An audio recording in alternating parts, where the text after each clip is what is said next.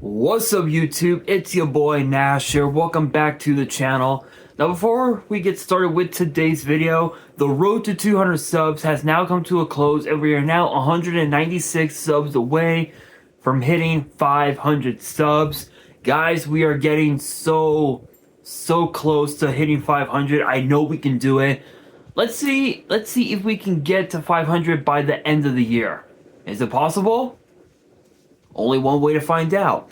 But as I've said in previous videos, if you guys are new to the channel, and I know that a lot of you guys are, because practically 100% of you guys are watching the content, but you guys are not even subscribed. So if you guys are watching the content, you like the content, and you want more of the content, but you guys have not subscribed as of yet, then be sure to subscribe to the channel, turn on the notification bell, smash that thumbs up button on this video, and as always, make sure you guys are following me on all of my social media. All of my ads will be in the description below, as will the info to my fan mail. It will also be in the description as well. Excuse me, and I want you guys to post in the comments below answering the question of the day, which is this: what deck are you guys going to be playing when Alliance Insight gets released in the TCG? Let me know down in the comments below. And speaking of the TCG, today's video we are actually going to be taking a step back away from Duelist Advance and put our focus back on Alliance Insight, as we found out that we have some brand new world premiere cards that have been announced for Alliance Insight, and I believe there is 1, 2, 3, 4, 5, 6, 7, 8, 9. There are nine new cards to talk about in this video, so I'm not going to waste any time. I'm going to get straight into it. Kicking things off, we've got Dawn Angel Camby. If I can...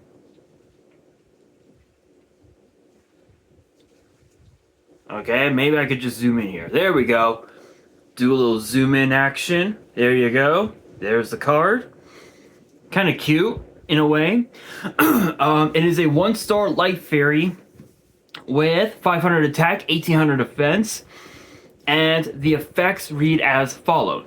If you control no monsters or all monsters you control are fairies, you can special summon this card from your hand.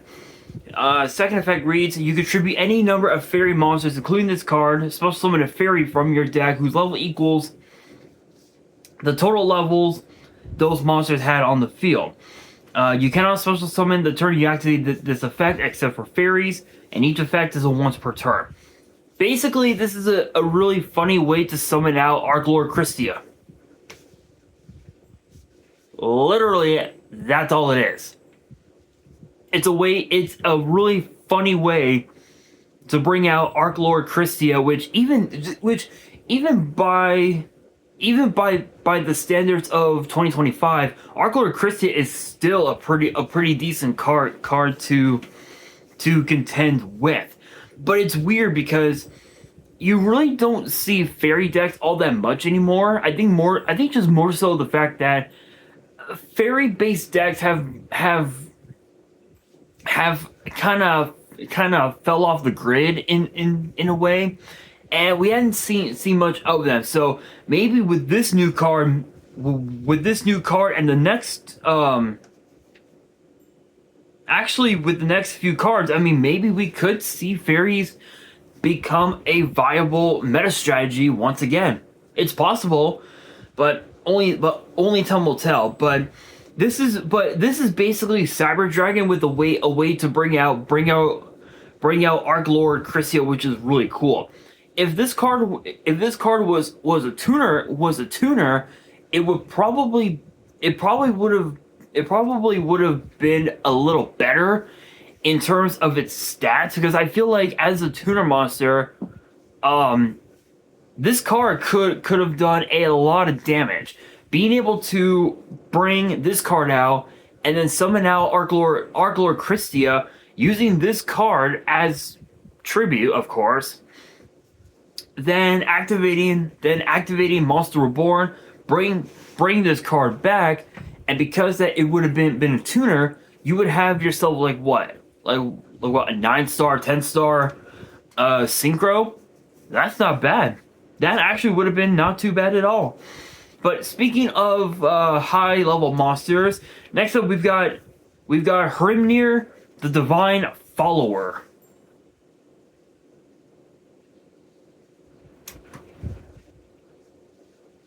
Which is a 9-star light fairy with 2200 attack and defense, and the effects read as follow. You contribute 3 fairy monsters from your hand or field, set 1 continuous spell from your deck, but send it to the grave during your opponent's end phase. If this card is sent to the grave by card effect, you can special summon this card, but banish it when it leaves the field. You can only use each effect once per turn. How do you bypass the banishing effect? Simple. You use the monster as Exceeds material. Funny thing is that there are a couple of rank 9s that you can go into. I know that number 9 Dyson Sphere is another one that you can go into. That is one that you can go into. There are others, but I'm like drawing a blank of what they are. I would say Dvorak, King of Heavy Industry, but I think that's a rank 5. If my memory serves right, I believe that's a rank 5. So unfortunately, I think Dyson Sphere is like the only card. It's like the only card you could potentially go into, but we'll see. But we'll see. I mean, obviously, this is a really cool way to basically just bring it back from the graveyard when it's sent to the grave by a card effect, which is actually kind of sick. I mean, being able to pop this card off of your own card's effects, and then to be able to bring it back, it's almost as if you didn't have to pay costs in a way, which is absolutely wild. Absolutely wild. Next up, we've got Vingolf's Blessing.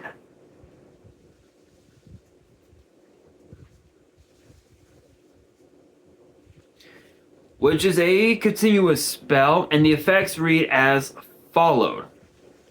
When this card is activated, you can send 1 light fairy monster from your deck to the grave.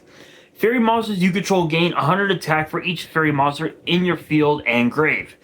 If this card is sent to the grave, you can target 1 level 4 or lower fairy monster in your grave, special summon it. You can only use this effect once per turn.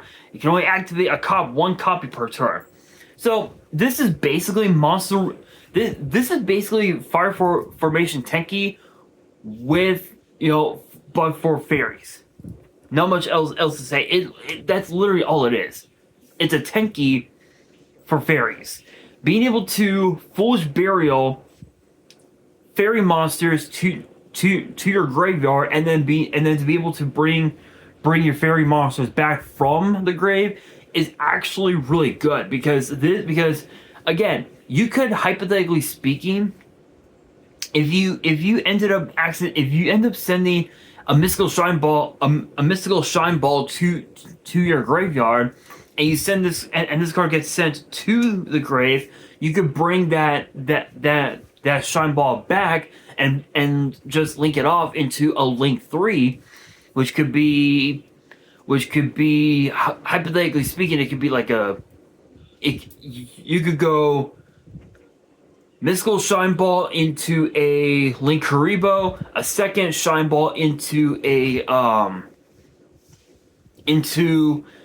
some other link 1 monster, which could be anything, and then you could just link climb into a potential link 3, which could be like Gaia's Saber, which I think that's a link 3. There's quite a few things you could do with this card alone, which is really good, really cool. Next up, we've got Aspa School. And yes, I'm probably butchering the name, but there's the card. Really cool. Really cool artwork. 4-star water fish, 300 attack and defense. When this card is normal summon, you can special summon a level 6 or lower fish from your hand in defense, but banish him when it leaves the field. If this card is banished, you can special summon this card in defense. You can only use this effect once per turn. So literally, you can use this card in shark decks. So the idea would be for you to normal summon this card, activate its effect, activate its effect, special summon a buzzsaw shark, use buzzsaw's effect to add another water monster to your hand. And if you end up having a crystal shark, you can go crystal shark, target the buzzsaw shark, special summon crystal shark, go into a rank 5, and if you have another water monster in your hand that can be special summoned right off the bat, you can special summon it, and then overlay this card plus that other monster into a Bahamut shark, which now TCG wise is banned, which is very crazy. Which is very, very crazy, but very stupid. Which can help you summon out cards like Totally Awesome, and even also number 71 Rebarian Shark, which even that card is just a house. Even that card is a house. So this card is essentially a one-card combo, if you will, for sharks, which is absolutely insane. I will say though, I think with Bahamut Shark now banned, there has to be some other Xyz monster or some other card that can help that can help summon out more Xyz monsters from the extra deck. You know, like potentially Totally Awesome, or perhaps like a Kraken or something like that. There has to be something. There has to be something, but this card is absolutely insane. This is an easy 2-of. This card right here is an easy 2-of. It's your combo starter. Not much else to say about that. Next up, we've got Toxic Boxfish. I don't know who the fuck came up with the name, but the artwork is crazy. The artwork is looking hella crazy, and it is a 4-star waterfish synchro with 1800 attack, 800 defense, and requires a tuner and one or more non-tuners. Let's see here. The effects, sorry, because it has two effects. They read as follow. If this card is synchro summoned, you can target one card in either grave, banish it. If this card is banished, you can target a face-up monster your opponent controls, negate the effects until the end of the turn. You can only use each effect once per turn. So this is basically call by and imperm in one single card. That's it. That's literally all it is. And what's even more funny is that you can use Boxfish as rank 4 fodder, which makes it even more funny. Which literally makes it even more funny because if your opponent were to if you were to detach this card from your Xyz monster and your opponent ends up using a call by or sorry, a DD Crow, if you will, on this card, guess what? You get to literally imperm one of your opponent's cards, and they don't get to do shit unless if they have an out to it, which there's quite a few outs. There's quite a few outs you can do with it. But moving forward, next up we got Fish and Bids, which is actually kind of funny. Very funny. There's a guy bidding, starting bids on a fish. Very funny. Very, very, very funny. But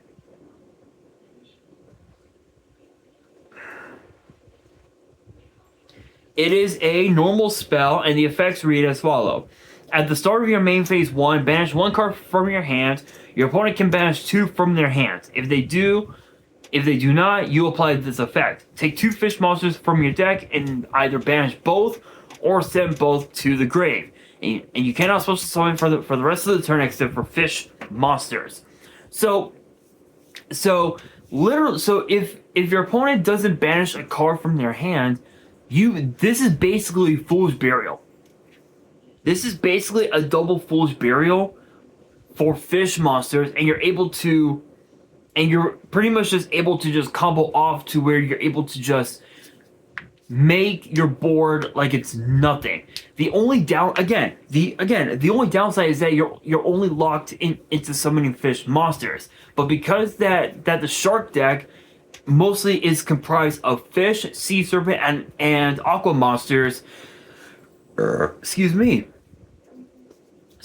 there won't be a whole lot of cards you can go into with this card. So is it the best card? Not really. I honestly don't think it's the best card, but it's more so of a one of, and it's kind of conditional because you would literally need to lock yourself only into fish monsters for you to use this card. Other than that, again, it's a double Fool's Burial. It's not bad. I just think it's too conditional in my opinion. But next up, we have Replicard Lad.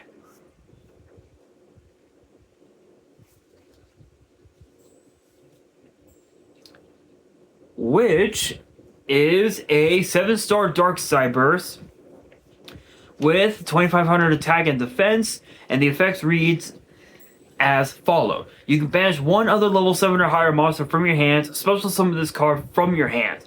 You can target one face-up monster you control, special summon a monster from your deck with a different name that has 2 or more of the same level, attack, and or defense, but it cannot activate its effects this turn.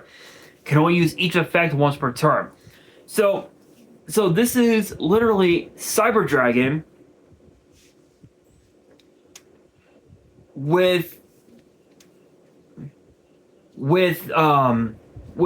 basically a way to summon out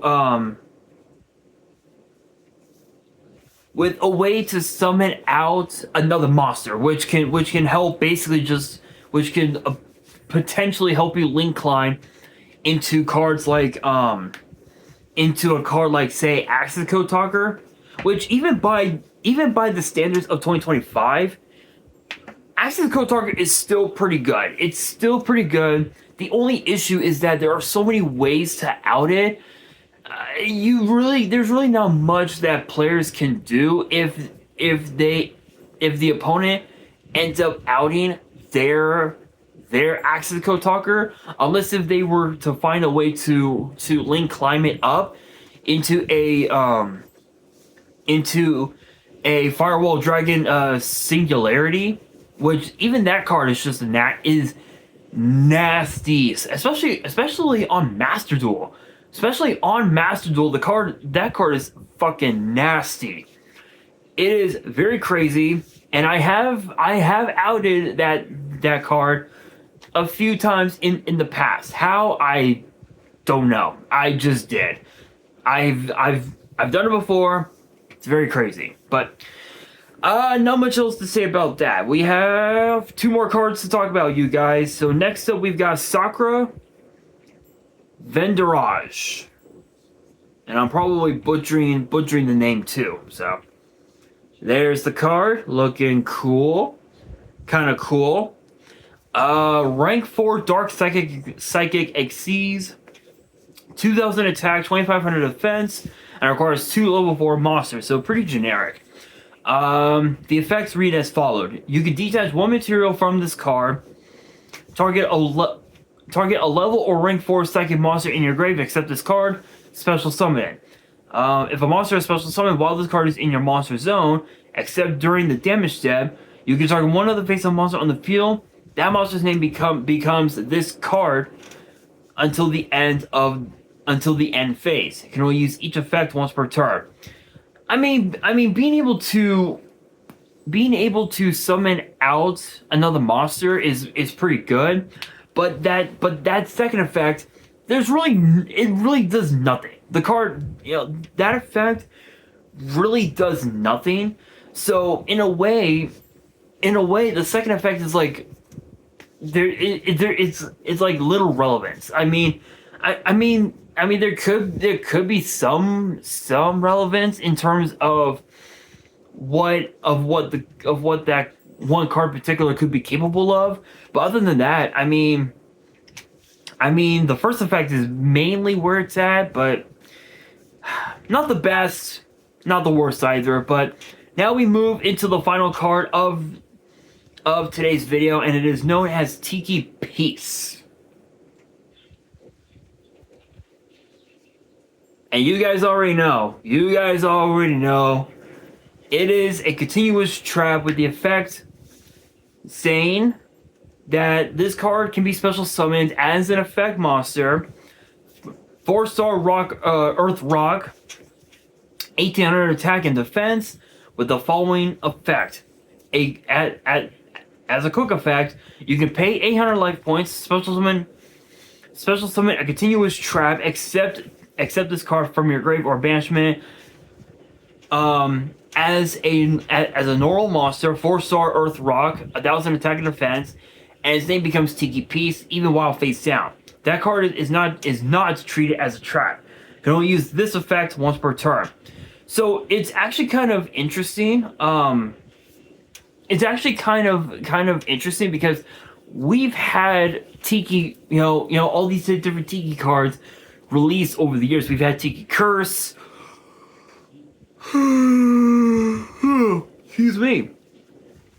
Excuse me. We've had Tiki Curse. We've had Tiki Soul.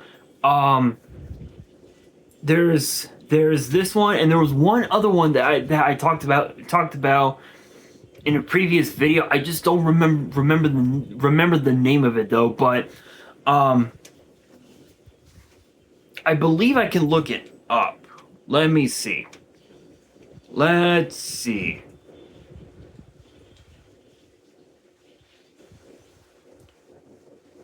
Tiki. Let's see.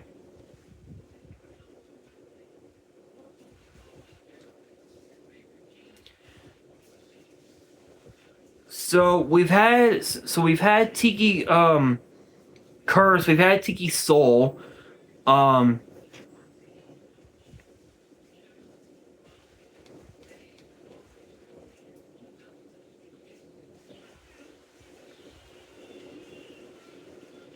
What other cards? What are the others?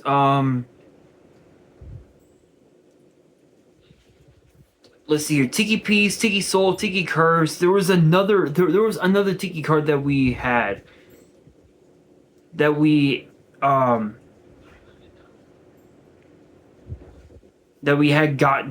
just gotten. I don't remember the name of it.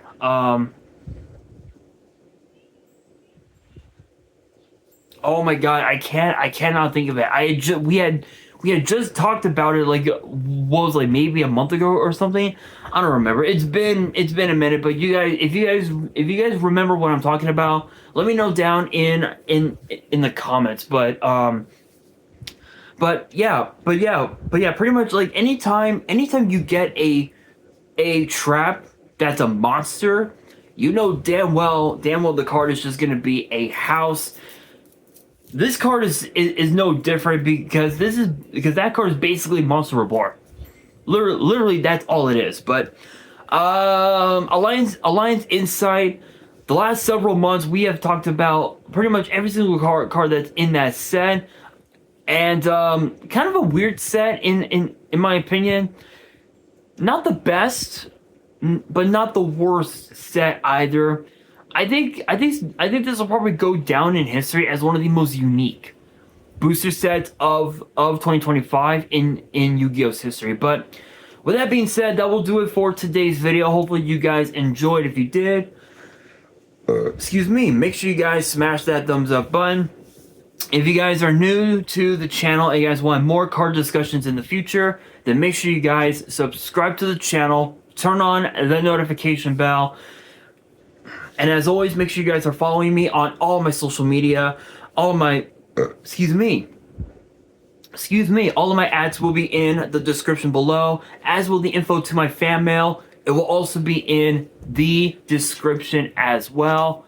And on that, this is your boy Nash, signing out.